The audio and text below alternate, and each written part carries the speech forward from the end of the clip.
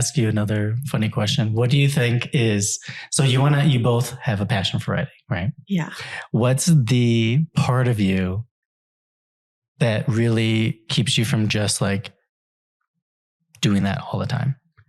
Like, is there something that you feel that part of your ego or your mind or, like subconscious beliefs that you think stop you from already like doing that? Yeah, I mean, I try to think of obviously all the physical demands of life, like work and those kinds of things. If that was not an obstacle. What if it was your work, is what he's saying. Like, why isn't it your work? Mm-hmm. Right? Like, why? I think for me, it's a sense of timing, and it's a sense of maturity and reaching a level of ripeness, I guess, within myself, within my craft. And also, I think it's a sense of timing, but I'm sure, what else could be behind it? It's like inhibition. Are you afraid of failure? Are you afraid of success? Are you afraid of both? Right? Or being seen. Yeah, that would probably be the big one for me. I mean, so much of the stuff that I write is like, sometimes I describe it as like, it's just like my vomit. Like, who wants to read this? Like, I do, it's great. But I don't, like, I have trouble like with both. Like, I have trouble with accepting that. And then actually I think it'd be easier to accept, like criticism than like the praise. I think that then there becomes this pressure too to like, now I have to do it now because people like it. That means like, can I do this again? Like, you start doubting that you're able to create again, or like to create something as good. So that's definitely a fear. Is like, well, once this is done, then what is there? Right. We kind of hold on to it as that.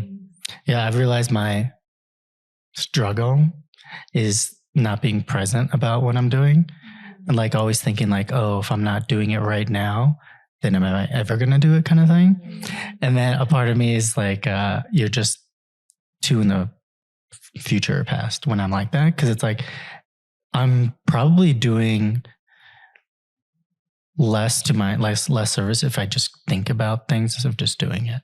Like, I always think that, like, whenever I'm like doubting myself or thinking about things like, oh, what if I need to keep doing stuff and all that stuff. And then I just realize that like, oh, that's just making me think there's like lack whenever I try to do something or whatever.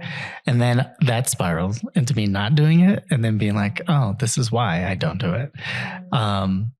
But then when I actually do it, I'm like, this is the happiest I've ever been. Like, right. Like, exactly. Yeah. And I do feel like, and I feel like you're one of the people that says this a lot as well in my life, at least, where it's like, you have to become that which you want to experience, right? So if you want to do this professionally, then you have to not pretend as if you're already doing it professionally, but you've got to initiate those projects.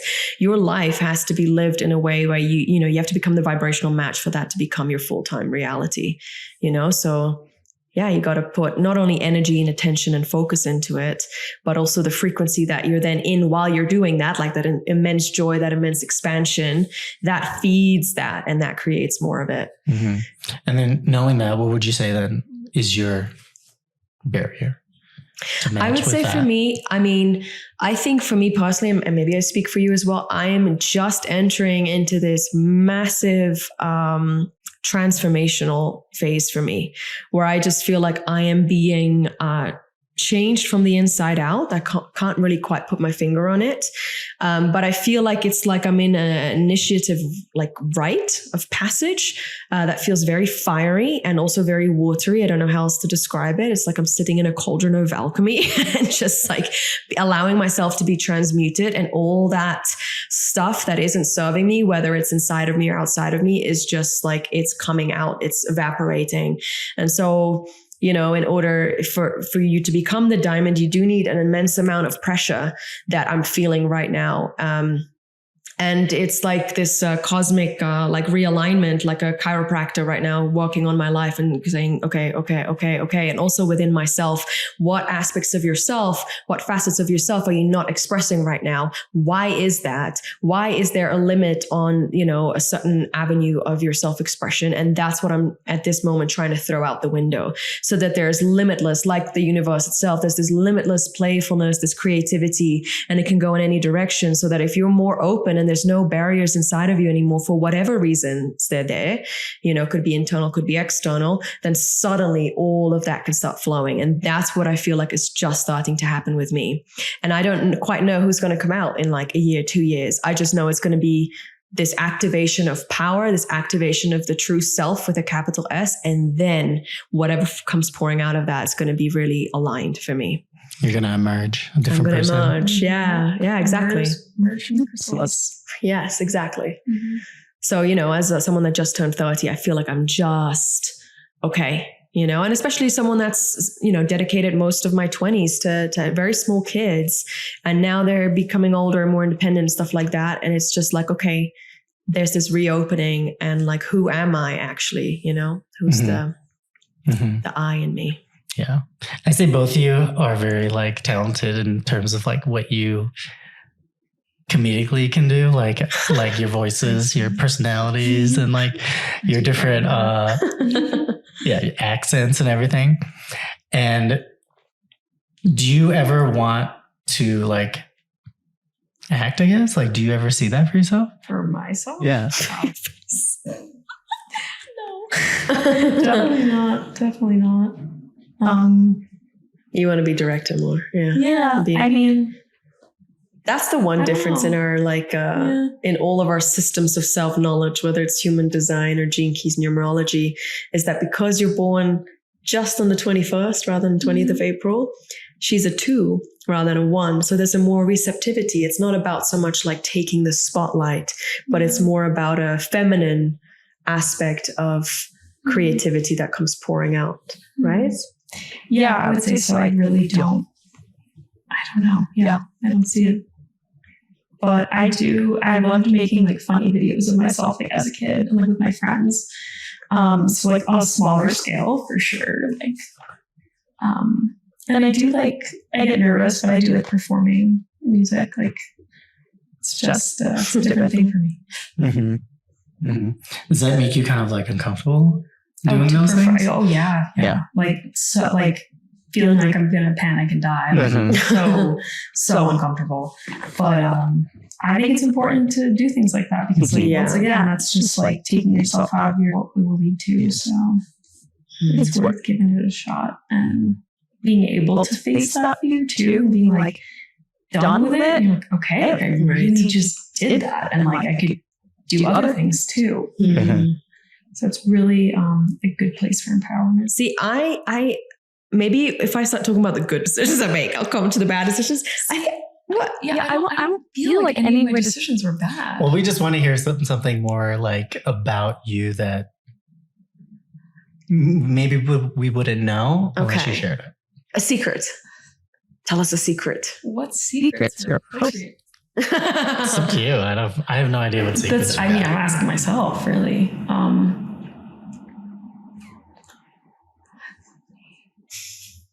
You know what it is? It's like, it's a hard question because like the things that happened that were quote unquote bad decisions, they weren't really decisions.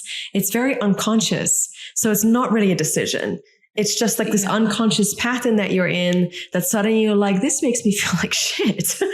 That you don't realize makes you feel like shit. How would you describe your unconscious self? Like what were you like? Entitled. I would 100%, not just like when that comes out through substances, which I don't use anymore, but like I feel like that also ties back, to make it more spiritual. I've had experiences and I've seen myself in past lives where that sense of real entitlement, of arrogance almost is there. Oh man, I can't see that in her at all, can you? Are you serious? I'm lovely. Thank you very much. I'm a lovely person.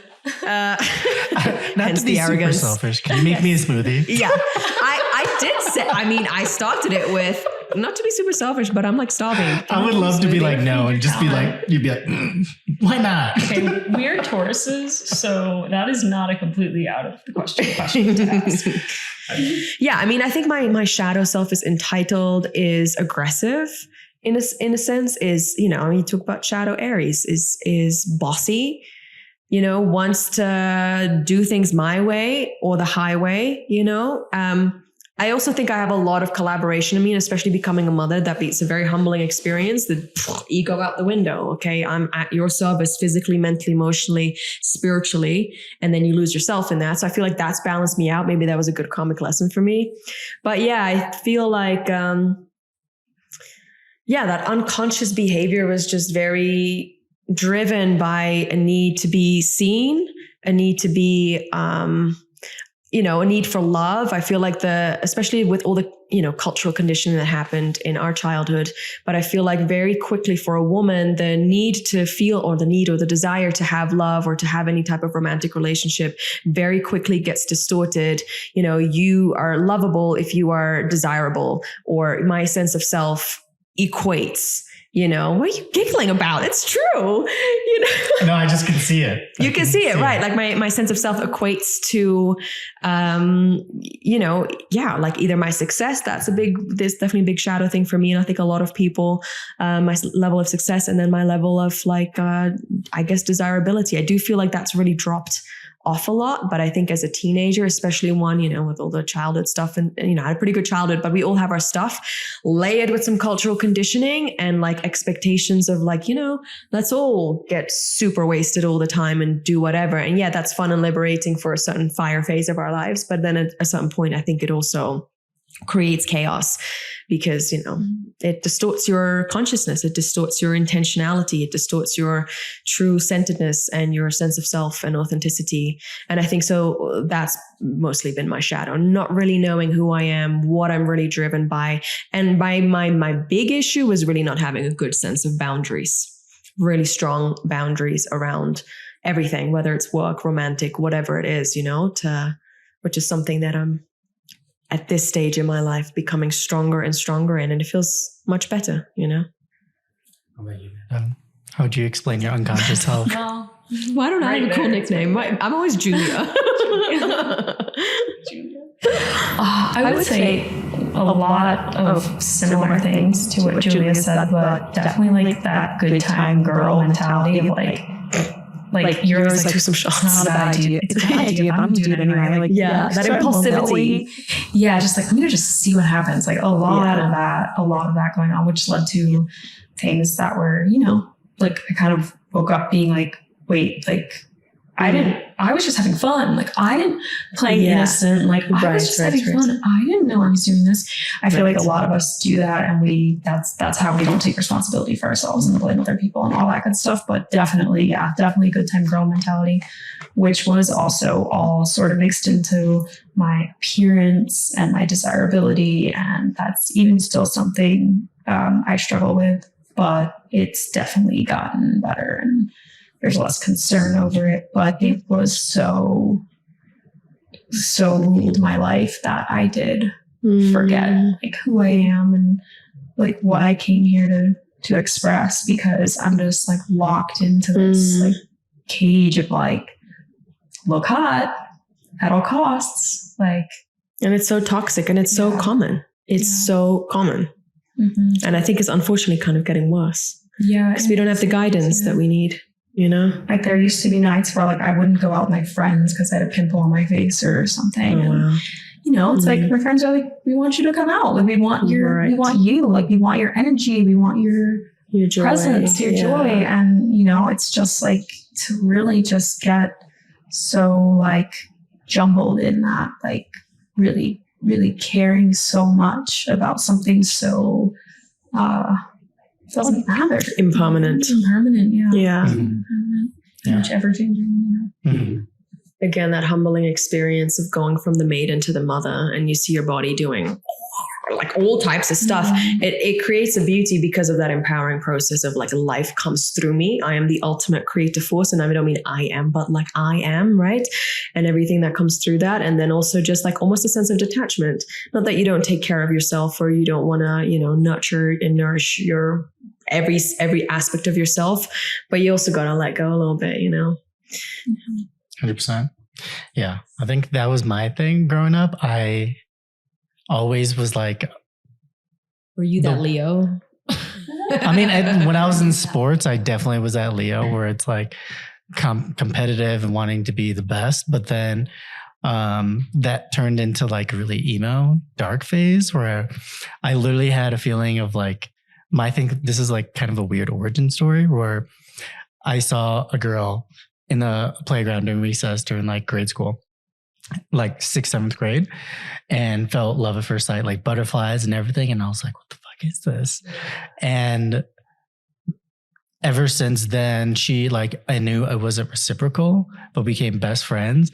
And I just got severely depressed because I was like, she doesn't like me, you know, like typical like love origin story kind of thing. And then, but we ended up becoming really good friends. And that was like kind of enough for me. But ever since then, I've had this idea of like, whatever happens to me is what gauges how I feel, instead of like me leading my life. And that's how I got super depressed, was very suicidal. And then luckily I had like a guardian angel kind of change that for me. And then ever since then, I was like, I can never go back to that place. Like that was the moment where I realized there's more control that I need to have intention than to let other things influence how I feel. And that kind of was my shift from, I think I always call it like being more unconscious, because I was like definitely into some heavy, darker stuff. But now that I look back at it, I'm like, you know, when you're like 14 or 15, you're not like writing about super depressing love stories or something. Like maybe that's just my belief, but it wasn't even like your teen rom-com dark. It was like dark. Yeah. But I like kind of that fueled the creative part of me that was like, because back then I loved movies that like psychologically changed you, like Psycho and Fight Club. E.T. shifted my career from being a doctor, lawyer, and dentist. Like I thought I could do all three, to like, fuck it, I want to make art. I want to make movies and like mess with people, because it's like so powerful. Yeah. But you now changed when the worldview of now when I look back at those three films, are all similar theme that I feel like is my path to educate people on like the thing limiting everyone is like your mind, your ego, and how to just transcend it without like having to maybe go through lifetimes to do it. Because, you know, mystery schools, I've read that it takes lifetimes for people to even get out of it, because this whole reality, everyone is forced to be there. It's like we're in the world of ego. But that's why I feel like all these dark things has happened to me to be like, this is what happens to you when you live in that place, when you live unconsciously. And now that I'm out of it, it's much more like, it's so much more fun and so much more like you can create anything now. And so, but then you could also be like, let's cause some chaos and like do something really stupid. Because you know, you can kind of get yourself out of it so quick and so fast. Like sometimes I'm like, I just think of things like that. Like, oh, what if I didn't go to work for a day and don't tell anyone? You know, like I just have little things like that. And then something like magical, something happens that like it just makes it happen or something. Because then I don't like, I'm not afraid as much from like my own actions, because I know I can just change it. But that was my biggest thing. Like I would just continually like selflessly do things to make other people happy. Not really like people pleasing, more like you need to be happy first before I can. And that never works. Messed me up a lot. Yeah.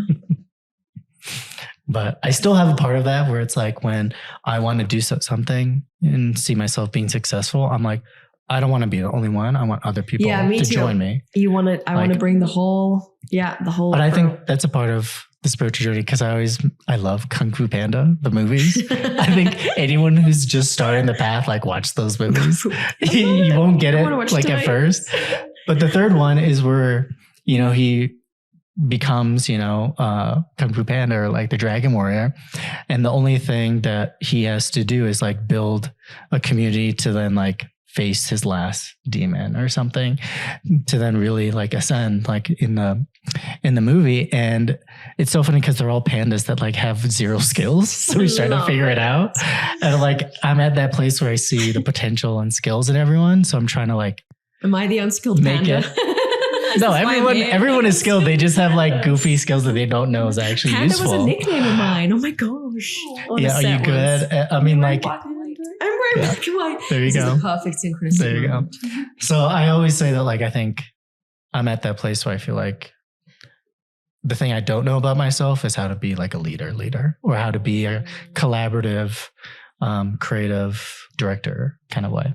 So that's why I love thinking of things to do, but with people rather than always just myself. Yeah, it's so much more fun. Just makes it more fun. And plus, like, I also like entering the unknown with people rather than myself. Oh, I love that. Definitely.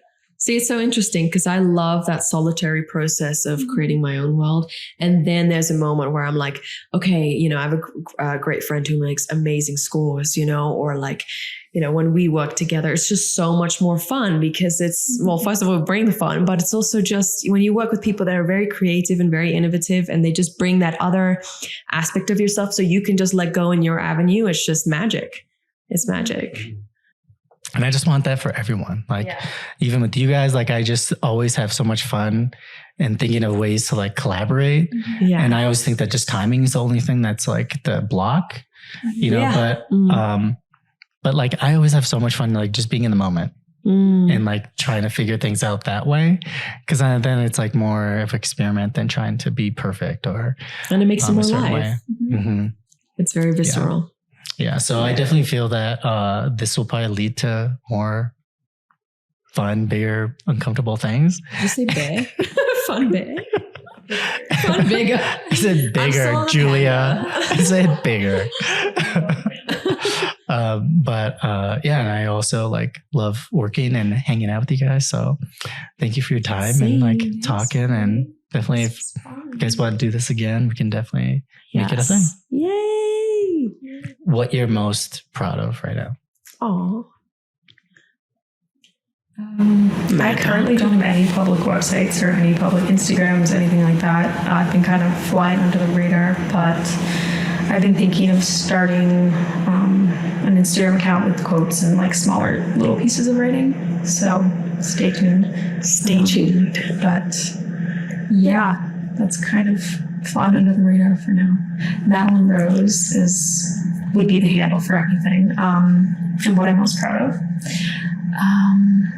Well, I'm really proud of the writing that I have done on this project so far. I'm just really proud of like where it's going and how everything's kind of starting to connect and come together. I think it's going to be an incredible project. Whether or not it goes anywhere or anything, who knows? But just to have that artifact of my life for myself, for future children, for my family, like I just think it's, I'm just really proud and excited about it. Thank you. Okay, so my name's Giulia E. Flores. I do always use my whole name. So check her out at her album on SoundCloud. What did you say? What did you say? Check her out on something SoundCloud. Check her album on SoundCloud. Kung Fu Panda. Have you thought of rapping? I'm going to start a rapping career. This is what's happening. So you can find me on YouTube and Instagram as The Cosmic Perspective. Just one straight through.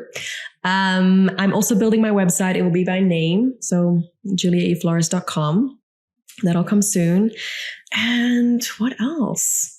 So what I'm very proud of right now, it's the fact that I'm actually going through a really stormy time. I was telling you about the cauldron of heat and pressure. That's what I'm in right now. And really in all that darkness, in like being sucked into this black hole, essentially within myself almost, and within the center of my life, and everything's crashing and crumbling and, doing this mad dance of creation, to sit in there and actually be so connected to myself, so connected to my center, and my soul, essentially my integrity, my authenticity, and my grace through it all, going through some personal stuff as well.